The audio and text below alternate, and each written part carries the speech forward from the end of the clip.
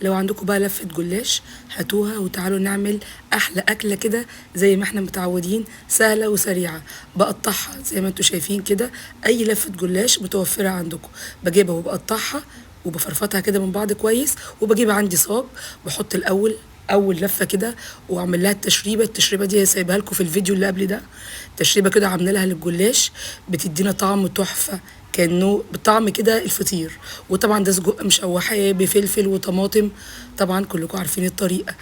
مشوحه كويس وبنزل بيه كده على الجلاش وبفرده كويس، وبجيب عندي الطبقه التانيه. طبعا انا هنا عامله في صاج كبير، فواخده لفتين جلاش، اول لفه فردتها تحت وحطيت عليها التشريبه وبعد كده السجق، وجيت على اللفه التانيه فردتها كده على الوش وبسقيها برضو من التشريبه.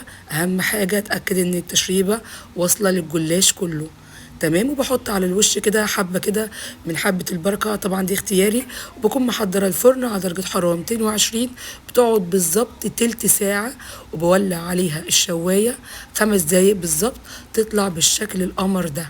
حاجه كده اللهم بارك، سهله وسريعه، ولا ورقنا بقى جلاش ولا اي حاجه. بنقطع الجلاش بطريقه عشوائيه ونحضر له التشريبه بتاعته. طبعا تفاصيل الفيديو الاساسيه سايبها لكم في الصندوق الوصف، اي حد عايز يعرف تفاصيل هسيبها لكم تحت في صندوق الوصف.